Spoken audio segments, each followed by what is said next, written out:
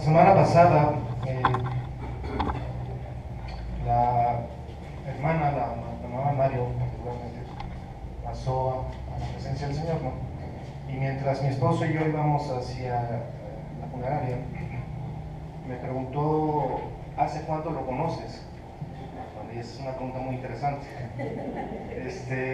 Mario y yo nos conocemos desde 1982. No, digo, sé que estás aquí, pero es importante visualizar esto por algo que quiero comentar respecto a ayer, ¿no? El día de ayer. Fue una escuelita bíblica, y lo recuerdo muy bien porque era el Mundial de España. Entonces, Eugenio era nuestro maestro, Eugenio Cordero, si algunos lo conocen, él fue nuestro maestro de escuelita bíblica. En ese momento Eugenio estaba muy joven.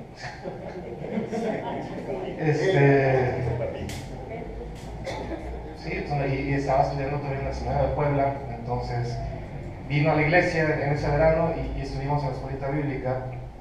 Tú te llevaste el trofeo, ¿no? Sí, se me acuerdo, sí. Digo, no, desde ese momento comencé a odiarlo.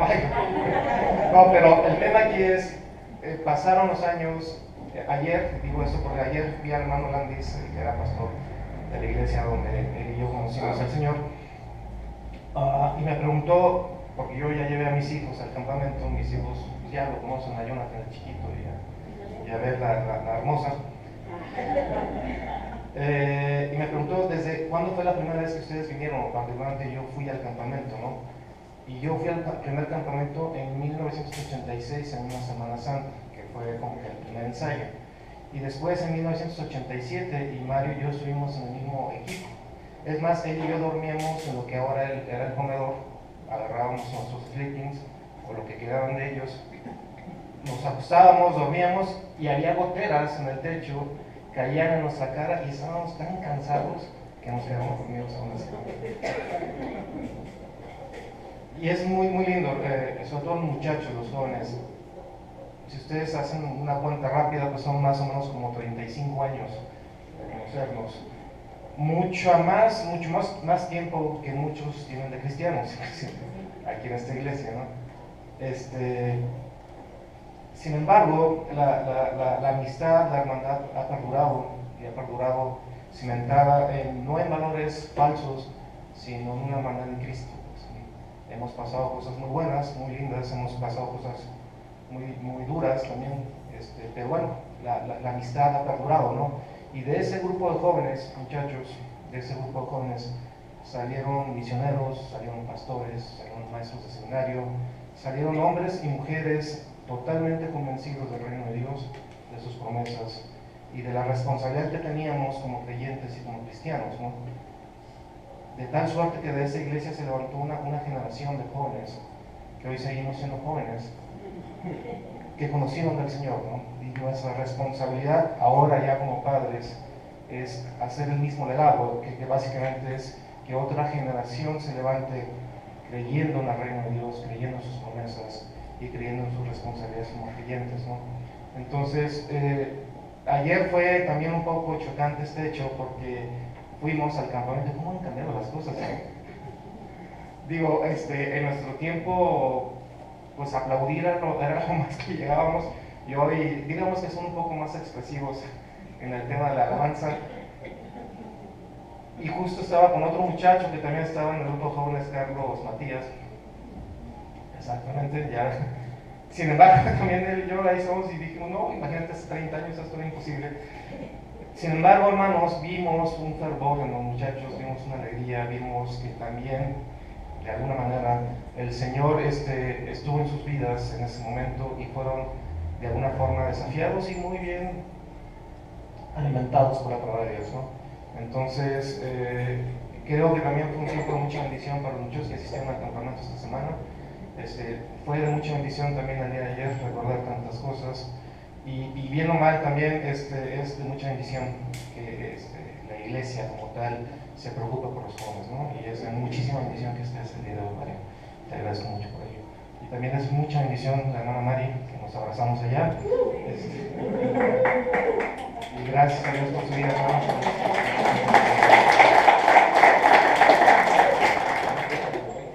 Bueno, habiendo dicho esto, Bueno, quería hacer también otra aclaración. El libro que estamos estudiando, que estamos siguiendo en el verano, tiene que ver con disciplinas espirituales, ¿no? El autor como tal es cuáquero, y quiero que quede un poco claro por qué, ¿no? Los cuáqueros, ustedes que a lo mejor no han escuchado nunca el término, o a lo mejor sí, ustedes han visto la avena que es Quaker Oats, o Quaker Steak. Bueno, de alguna forma tiene que ver con los cuáqueros, ¿no? Los cuáqueros vinieron de Inglaterra y se asentaron en lo que es la costa este de Estados Unidos, y era un movimiento religioso, y hay que entender un poquito el tema, ¿no? ¿Por qué? Porque el movimiento religioso contrario a la iglesia establecida de Inglaterra, lo que sucede es que las iglesias establecidas normalmente tienden a ser litúrgicas, tienden a ser monolíticas, tienden a ser muy estructuradas, y la experiencia cristiana como tal se diluye, ¿no? El tema de los cuáqueros era ese, precisamente ellos decían que tenía que ser más experimental la fe cristiana y menos organizada, ¿no? Hay dos ramas de los cuáqueros, bueno, pero finalmente el tema es este. Esto trasciende al espíritu del libro como tal, ¿no? El libro como tal lo que quiere hacer es estimularnos o invitarnos a que tengamos una experiencia viva con el cristianismo, ¿no? No que sea tan estructurado, no que sea tan organizado como parte de una liturgia, una forma de hacer las cosas de la iglesia, sino que sea una experiencia viva, ¿no? La semana pasada estábamos hablando acerca de la oración y la meditación.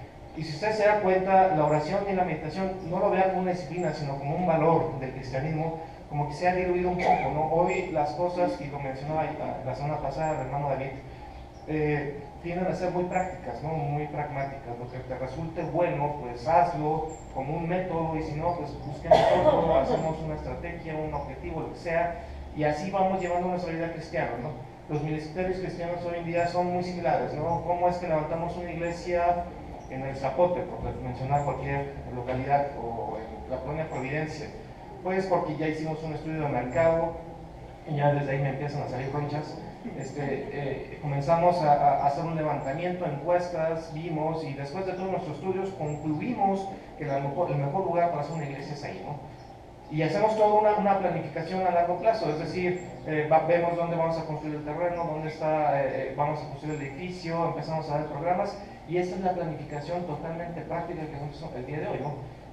Y el espíritu del libro que estamos estudiando es precisamente lo contrario. Eso no quiere decir que no planifiquemos. Eso no quiere decir que nuestra vida tendría que ser así como media ambivalente. No, lo que trata de decir es de que la experiencia cristiana es mucho más importante que todo este tipo de cosas, ¿sí? Que el pragmatismo, que lo que es práctico, ¿sí? Y eso es de alguna forma lo que vamos a ver el día de hoy, con otra disciplina que viene marcada en el mismo libro, que es el ayuno. Si usted se fija bien a bien, muchos de nosotros deberíamos estar haciendo ayuno más permanente porque hemos aumentado un poquito de kilos. Sin embargo, el ayuno como tal, y para mí es un poco más complicado mencionarlo el día de hoy, porque yo creo que en mi vida he ayunado unas 2 o 3 veces por un propósito en particular, pero no es una práctica por tanto corriente en mi vida, ¿no? Pero antes de que continuemos, vamos a orar al Señor para que nos guíe y podamos alabar su nombre. Señor, te damos tantas gracias por este día, y te damos gracias por tu presencia en nuestras vidas, Señor. Ahora te suplicamos que tu Espíritu nos guíe, que me guíe a mí, que guíes a los oyentes, y que abras nuestros corazones, que hables fuertemente a ellos, y que el día de hoy, Señor, salgamos diferentes, Señor.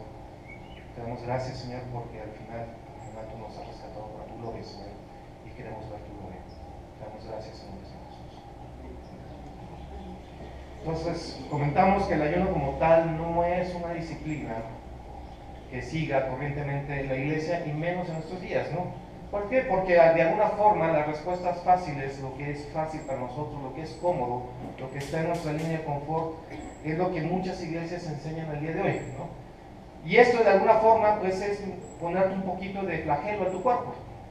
Digo, sobre todo cuando tú has decidido ayunar y tienes un propósito muy importante, el Señor te ha llamado a eso, y pasas por anuncios de Kentucky Fried Chicken, de pizza, de todo este tipo de cosas, y luego nuestra cultura latina, que está muy vinculada a la comida, pasas por cualquier hogar, por cualquier lugar, y el olor a carnita asada y todo eso, ¿no? Sin embargo, el ayuno como tal es una disciplina que viene no de ahora, sino desde siempre. Es muy importante también mencionar que el cristianismo como tal no es el único credo o credo religioso que tiene como disciplina o como costumbre el ayuno, ¿no? Es muchas, por ejemplo, los musulmanes también, el Ramadán como tal tiene que ver también con el ayuno, ¿no?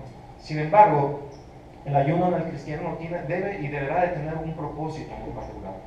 Quisiera que me hicieran una lectura, yo la hago, sobre algunos antecedentes que tienen que ver con el ayuno, ¿no? El ayuno como tal lo podríamos definir como la abstinencia de alimento mientras estamos en un periodo de oración, meditación o adoración. El propósito como tal es abstenerse de cualquier placer físico, particularmente la comida, aunque sea necesario, para un periodo de crecimiento espiritual y de comunión profunda con la persona de Dios, ¿no? Entonces tenemos un propósito muy claro.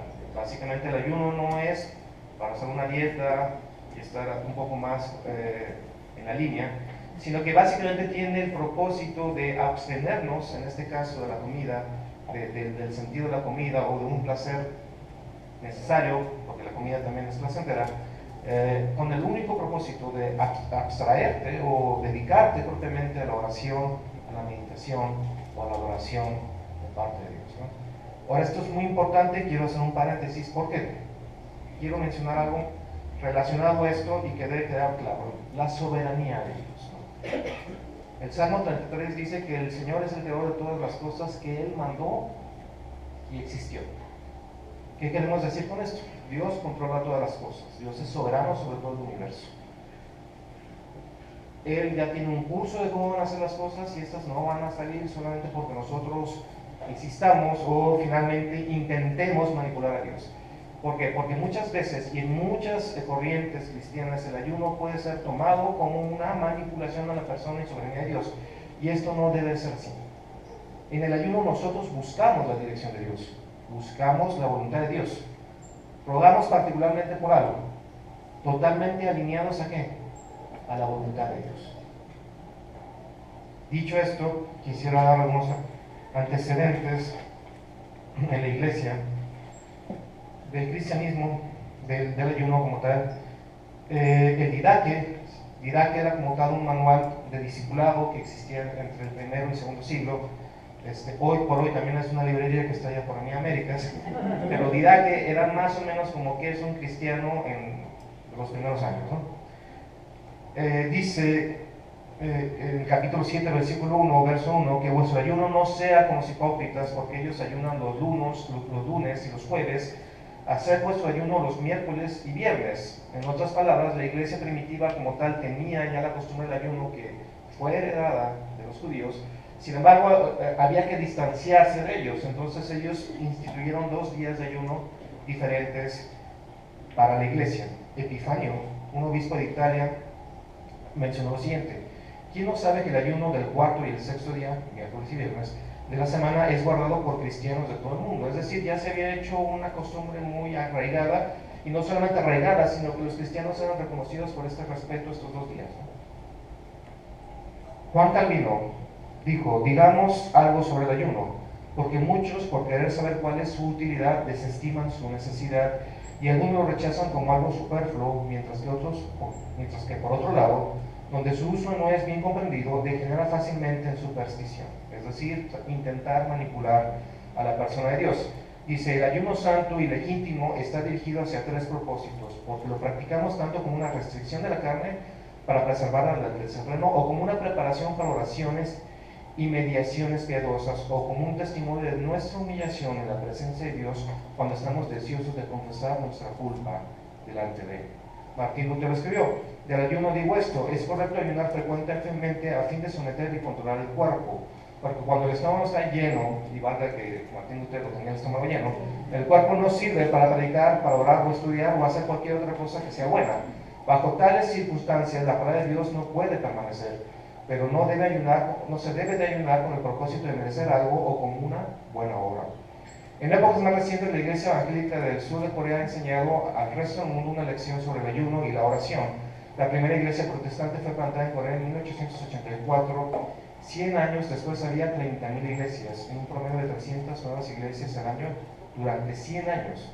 Los evangélicos de hoy son cerca del 30% de la población. Dios ha usado muchos medios para hacer esta obra. Uno de ellos es una recuperación no solo de la oración dinámica, sino del ayuno y la oración, según la misma iglesia. Entonces, como ustedes pueden ver, el ayuno ha venido empalmado con la historia de la iglesia desde los primeros años. Hoy por hoy el ayuno ha caído en desuso. Sin embargo, quiero darles algunas referencias bíblicas acerca del ayuno. Vamos al libro de Esther, por favor, capítulo 4.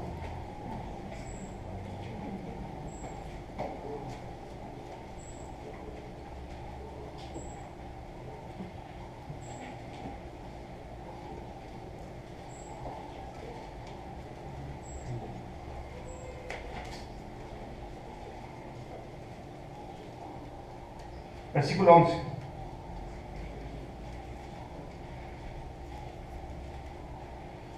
Un poquito de contexto. ¿Se acuerdan que Esther estaba en lo que hoy es Persia, propiamente?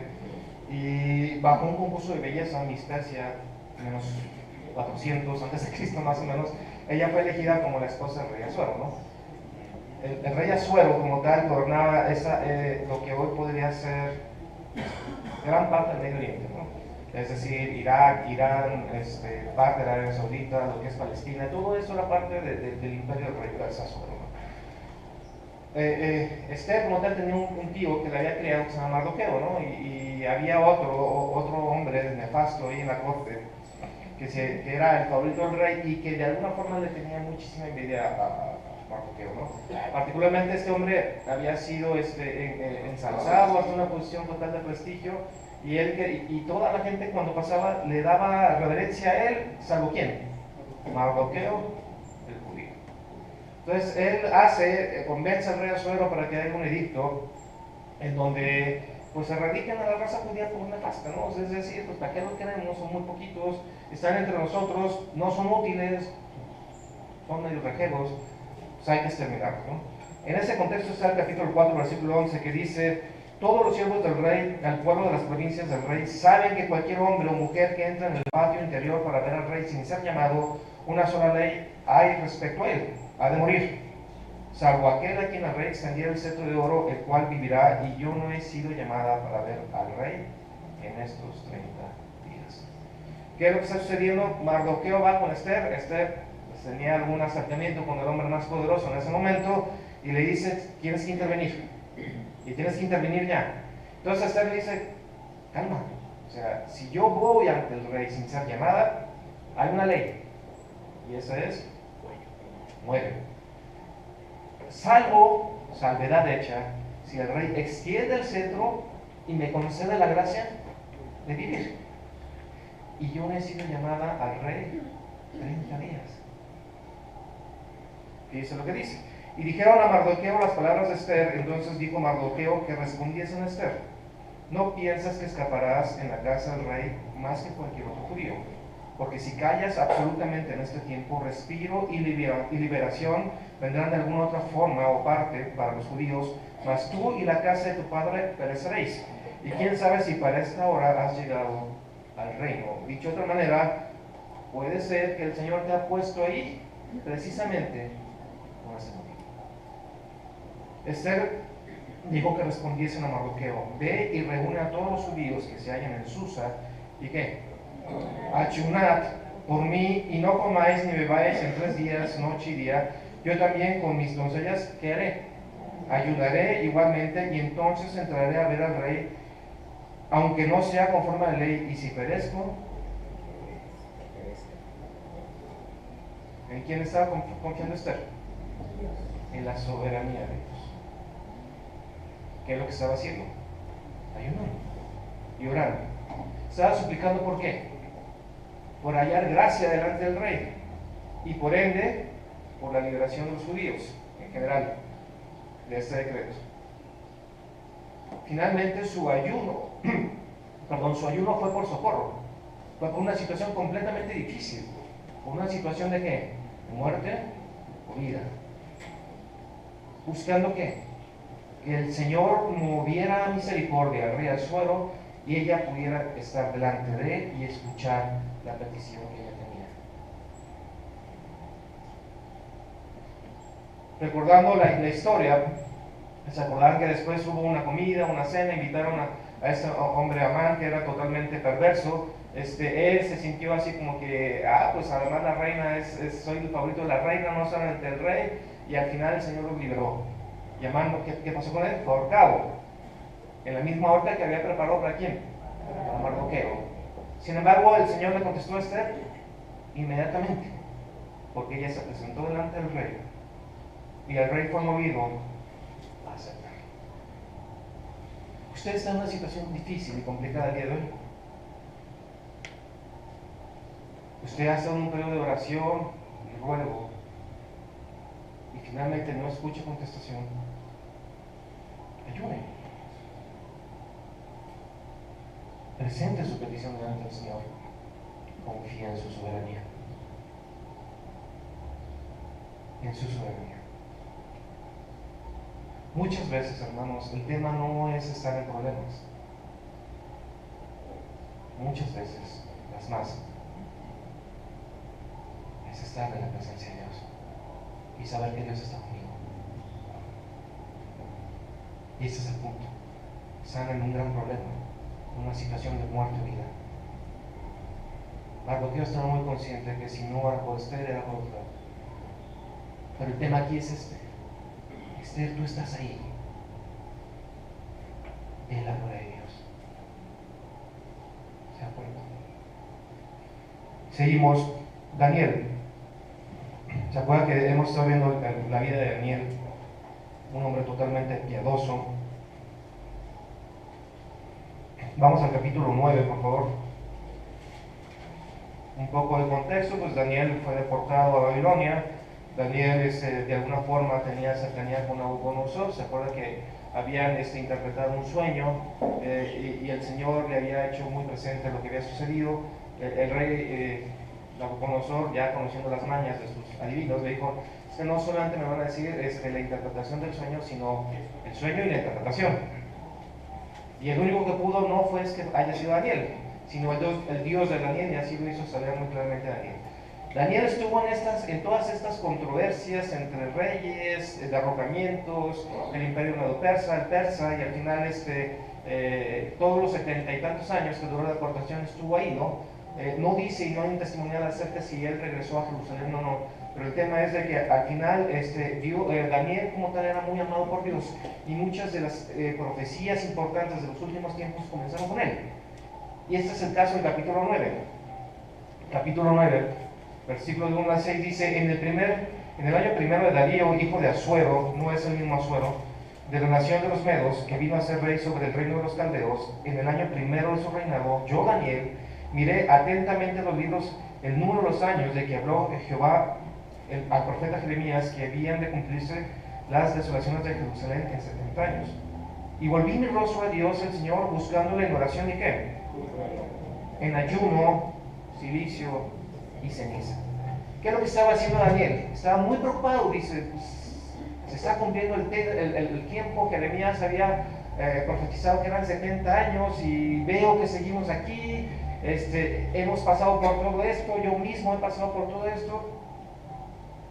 Señor, ¿cuál es tu dirección? ¿Cuál es tu voluntad para con este pueblo? Hizo lo que cualquier cristiano del día de hoy haría. Planificó. No, hizo lo que un creyente debe hacer: ayunar, orar, adorar a su Dios, y no levantarse de ahí hasta que el Dios le dé, el Dios de la Biblia, el Dios de Israel, le dé una respuesta muy clara de qué quiere. Y vino. Y oré al Señor mi Dios e hice confesión diciendo: ahora, Señor Dios grande y digno de ser temido, que guardas el pacto. Y viene todo un tema de confesión. Dice: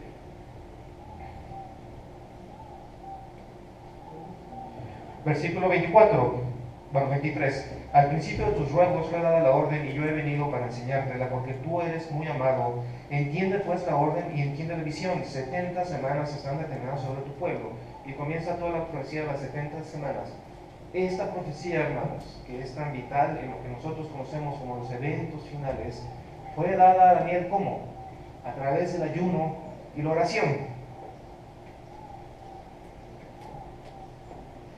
Él estaba preocupado por los 70 años y el Señor le mostró el panorama completo. El panorama completo. ¿Usted está preocupado por alguna situación en su vida? ¿Por alguna decisión que debe tomar?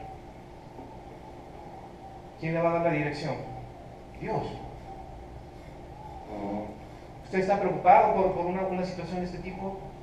Busque en ayuno y oración al Señor. El mismo espíritu que movía a Daniel es el mismo espíritu que usted tiene. El Espíritu Santo.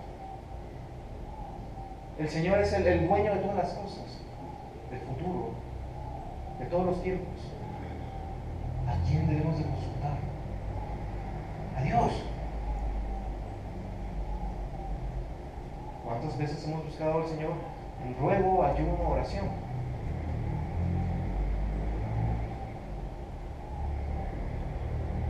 Continuamos ahora con el Nuevo Testamento. Lucas capítulo 2.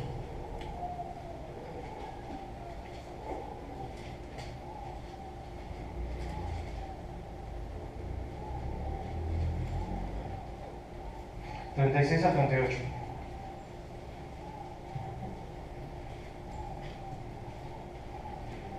En ese momento ya el Señor había nacido, era un bebé, había que llevarlo al templo a presentarlo. Dice que cuando llegó al templo había un hombre ya anciano, Simeón, lo agarró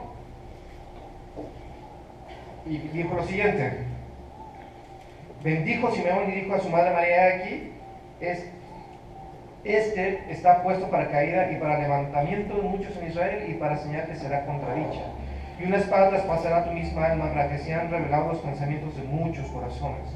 O sea, llego al templo, hay un anciano ahí que siempre está en el templo, ve al niño, se exalta y dice: me regocijo porque el Señor me ha permitido ver la salvación de Israel.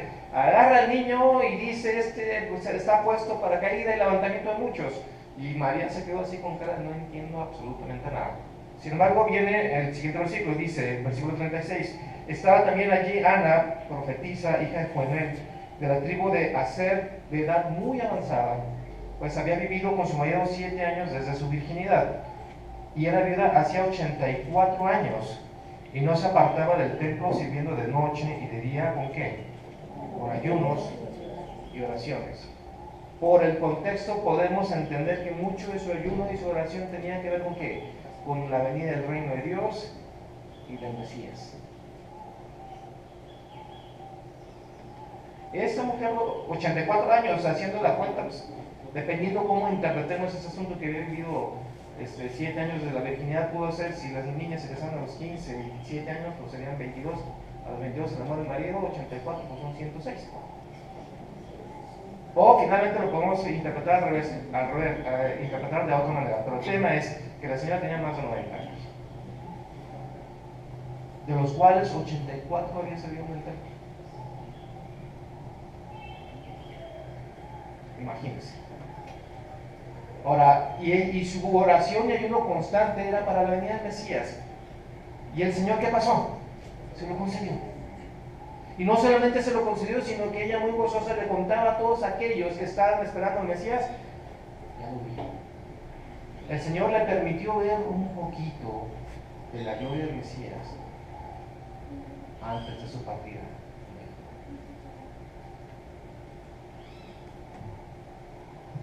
Ayunamos por la venida del pronto regreso de nuestro Señor Jesucristo.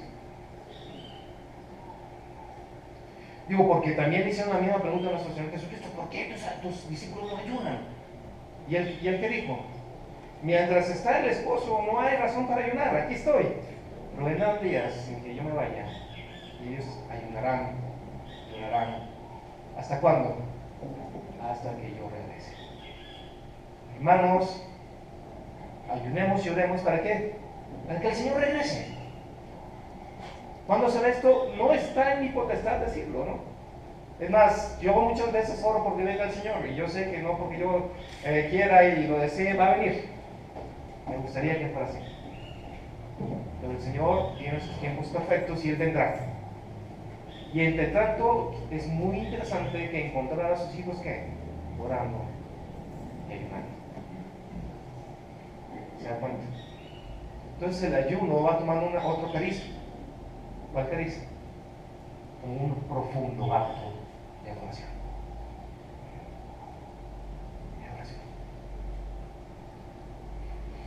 Otro versículo, Hechos capítulo 13.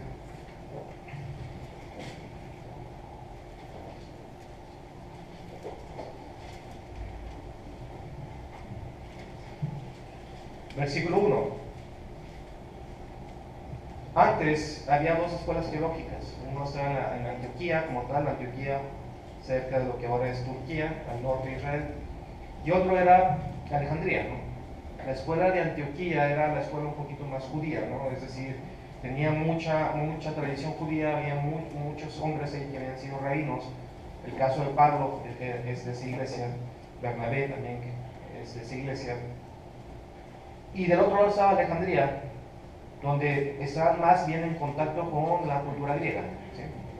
Entonces, ¿quién vino de Alejandría? Pues Agustín de Hipona, Orígenes, Epifanio, por ejemplo, también venían de esa escuela teológica.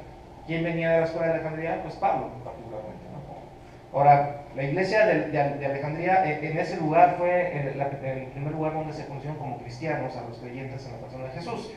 Y estaban en un dilema, bueno, ¿qué vamos a hacer? ¿Cuál es la dirección que el Señor quiere que nosotros tomemos como iglesia? Y muchas veces estamos en esa disyuntiva como corporación, como iglesia. ¿El Señor qué quiere que hagamos? ¿Dónde quiere que pongamos una iglesia? ¿Quiere que mandemos un misionero o no quiere que mandemos un misionero? ¿Quiere que abramos nuestras puertas a la sociedad, a la colonia circundante o no? Este es el caso. Él dice, capítulo 13, versículo 1, había entonces en la iglesia que estaba en Antioquía profetas y maestros, y ve a quién estaba, y estaba Bernabé, Simón el que se llamaba Níger, Lucio de Cirene, Manaén, el que se había criado junto con Herodes el tetrarca, o sea que eran amigos, compadres o al menos conocidos, y Saulo. Bueno, recordando quién era Saulo, Saulo había sido rabino y había sido criado a los pies de quién? De Gamaliel, ¿no? Algunas tradiciones cristianas dicen que Gamaliel se convirtió, otros dicen que no. El tema es que si usted puede ver en lo que es la tradición judía, hay dos Moiséses, Moisés el de la Biblia y Moisés Maimónides, y otro en medio de los dos, que es Gamaliel. ¿Sí? Digamos que el tercero en importancia, el tercero más popular en el mundo de los judíos, había criado en el estudio de la palabra de Dios a Saulo. Este se convierte porque se había hecho perseguidor de nuestro Señor Jesús, es decir, de él, de su nombre, de lo que él representa y de la iglesia. El Señor en una especie de epifanía se le presenta hacia él y él se convierte. Esto es muy importante y es un argumento muy sólido acerca de la conversión, de la validez objetiva de la conversión, porque este hombre se ha dedicado a matar personas, al menos a perseguirlas, a encarcelarlas, por lo que él consideraba que era un servicio a Dios. Y al final, él termina siendo un servidor de aquel a quien persigue. Y no solamente un perseguidor, sino uno de los más grandes evangelistas que hubo en la época y de los maestros y teólogos más importantes. Fíjense lo que sucede aquí.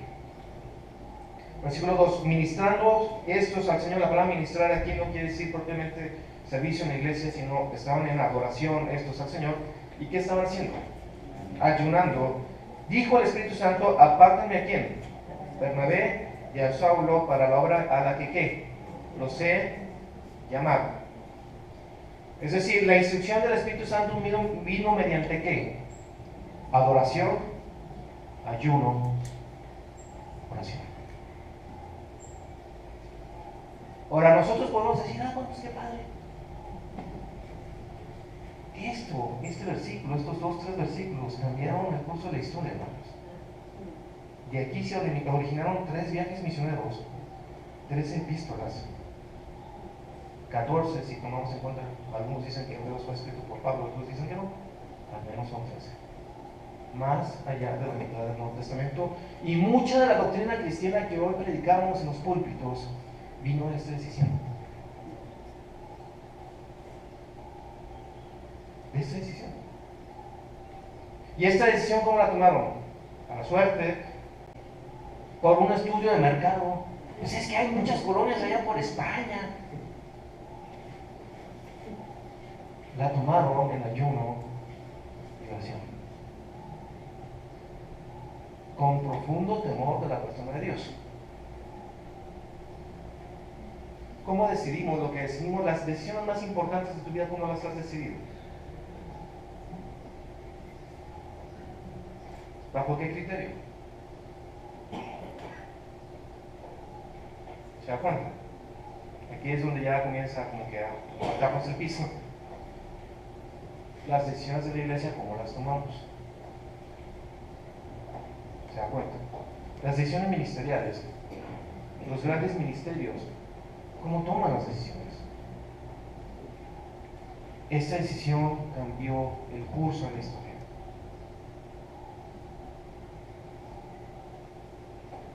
Y fue tomada en ayuno y oración.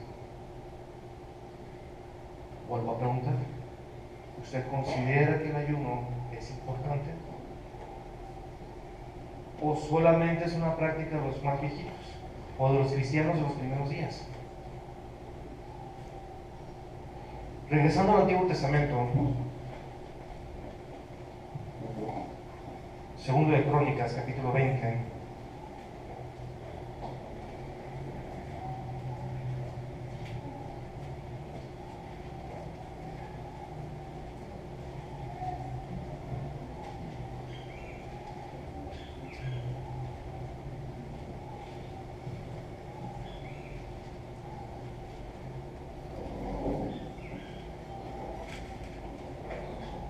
¿Se acuerdan que primero y segundo Samuel, primero y segundo Reyes, primero y segundo Crónicas, de alguna forma hablan acerca de la historia del primer rey de Israel, cómo se instituyó el reino y al final cómo se divide? Y había unos reyes que eran buenos, pero normalmente los reyes que eran buenos siempre estaban del lado de Judá, y los reyes nefastos, inclusive se crearon una nueva religión, estaban en el norte, ¿no? Si se acuerdan, ¿no? Ahora, particularmente estamos aquí con Josafat. Dice versículo 20, versículo 1: pasadas estas cosas, aconteció que los hijos de Moab y de Amón y con ellos otros de los amonitas vinieron contra Josafat a la guerra, ¿no? Y acudieron algunos y dieron aviso a Josafat diciendo: contra ti viene una gran multitud del otro lado del mar y de Siria, y aquí están en Geserón Tamar, que es en Gadi. O sea, básicamente le están diciendo: ahí viene, y son muchos. Muchos. Entonces Josafat no sabe qué hacer en ese momento. Sin embargo dice, entonces él tuvo temor. Es decir, digo, ¿quién no va a tener temor?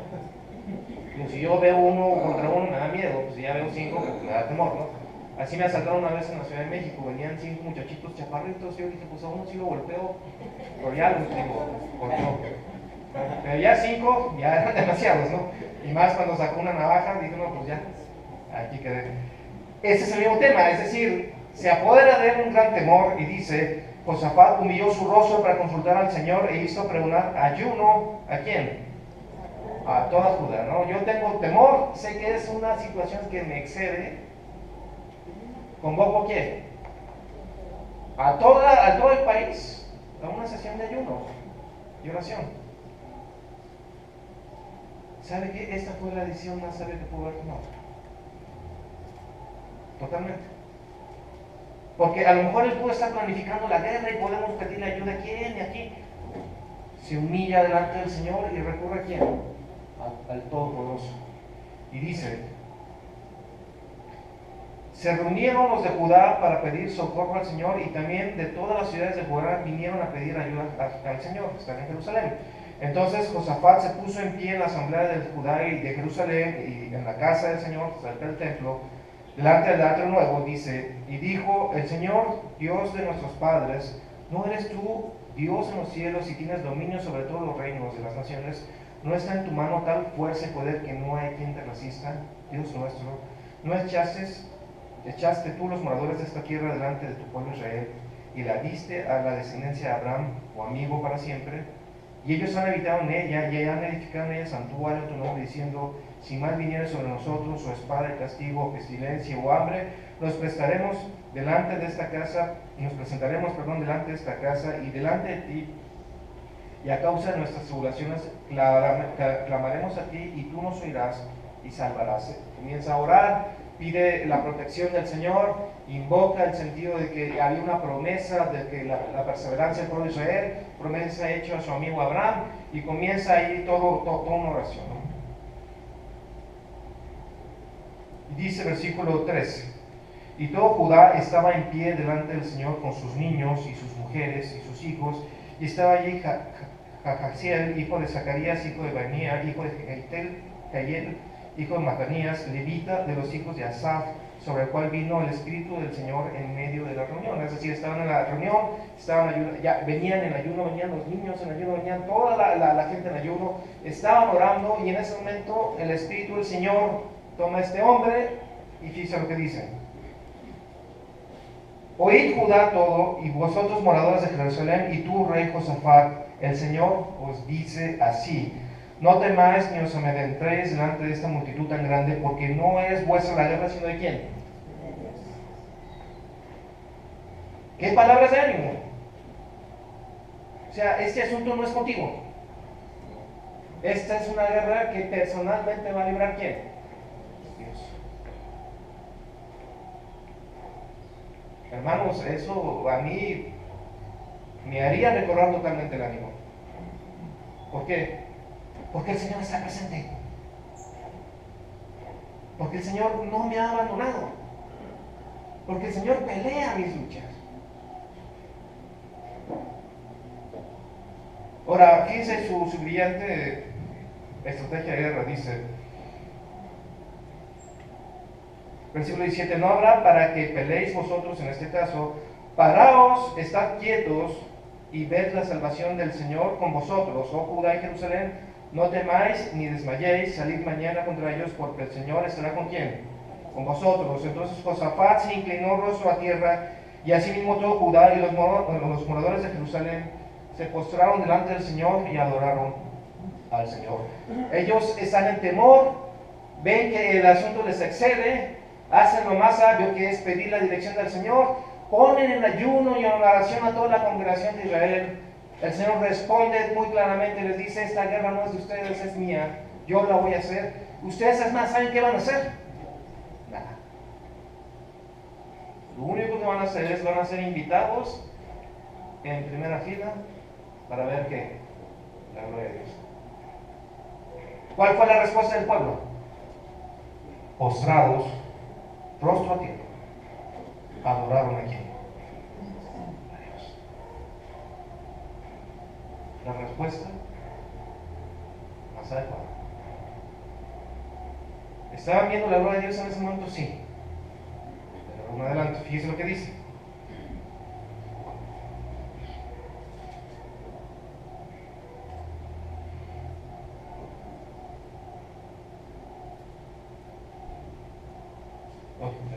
Estaba 21, 20. Fíjese lo que dice, versículo 22.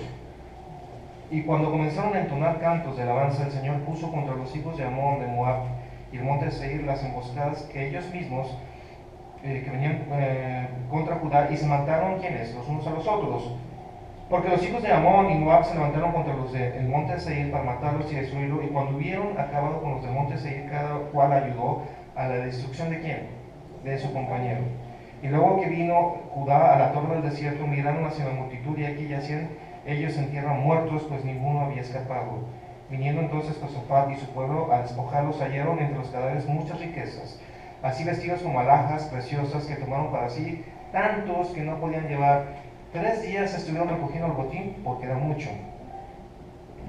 Ahora, y el cuarto día se levantaron en el valle de Bereca, Baruch, bendición, porque allí bendijeron al Señor, y por eso llamaron el nombre de aquel paraje el valle de Bereca hasta el día de hoy. Ahora, versículo 28: y vinieron a Jerusalén con salterios, arpas y trompetas a la casa ¿de quién? Del Señor, y el pavor de Dios cayó sobre todos los reinos de aquella tierra, cuando oyeron que el Señor había peleado contra los enemigos de Israel. ¿Qué historia, hermanos? ¿Qué historia? Después de esa manifestación de parte de Dios, de su voluntad muy particularmente. Josafat reúne a toda la gente, reparte armas muy poderosas, un coritario a cada uno. Los sacerdotes, ustedes lleven sus trompetas, esos pueden hacer mucho daño. Van por un desfiladero del valle y comienzan a cantar ¿qué? Alabanzas al nombre de Dios. Es decir, viene un ejército de adoradores del Dios de Israel caminando por ahí, con las mejores armas que es su adoración a la persona de Dios. Comienzan a cantar y comienzan a matar unos a otros. Sus enemigos se mataron solos.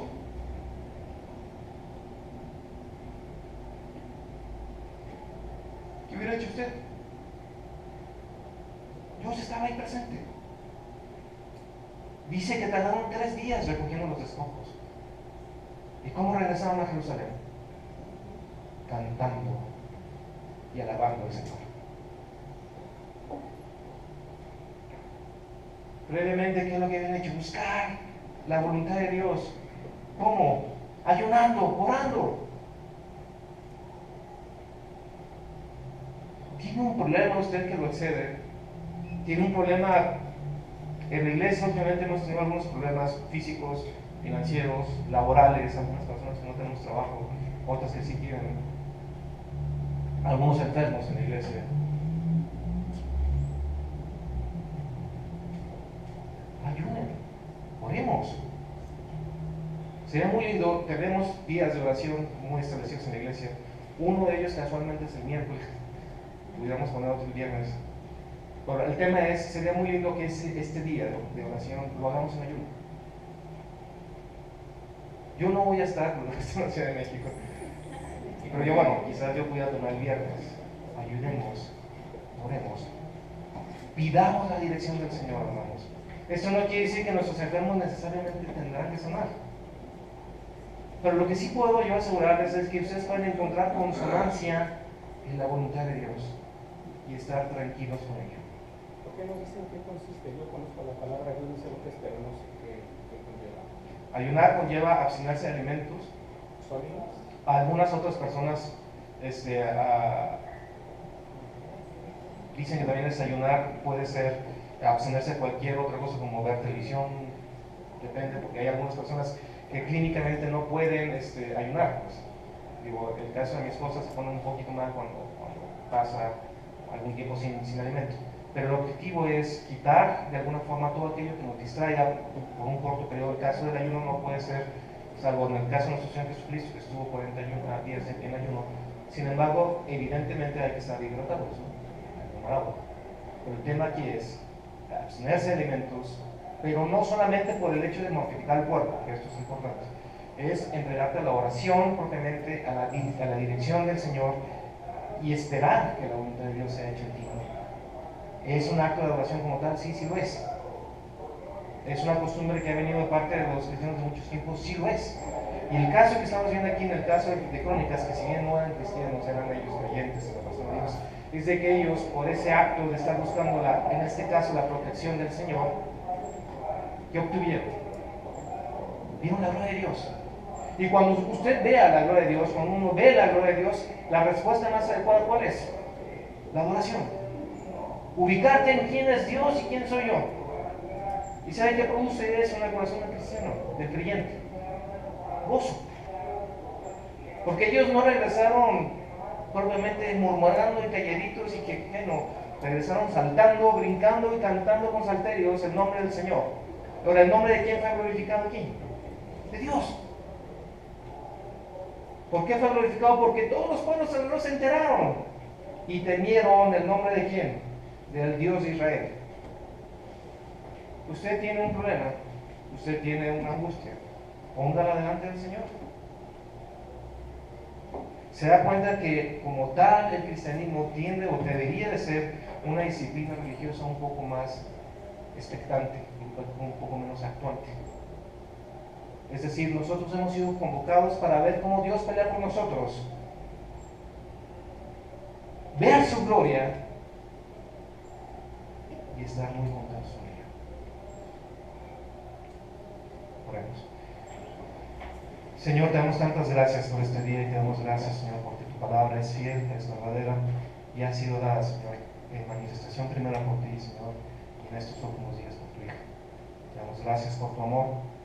Suplicamos, Señor, que tú guíes a la iglesia, que nos guíes, Señor, a tener una experiencia total de tu persona, Señor, de la adoración, de la oración, de la meditación, Señor, del ayuno, del estudio, Señor, que próximamente también lo veremos. Y te damos gracias porque al final de todo esto, Señor, tu nombre es glorificado y un día, Señor, regresarás. Y veremos tu gloria, Señor, cara a cara, Señor, y quedaremos muy gozosos por ello, Señor. Te suplicamos que tú vengas en tu reino, en el nombre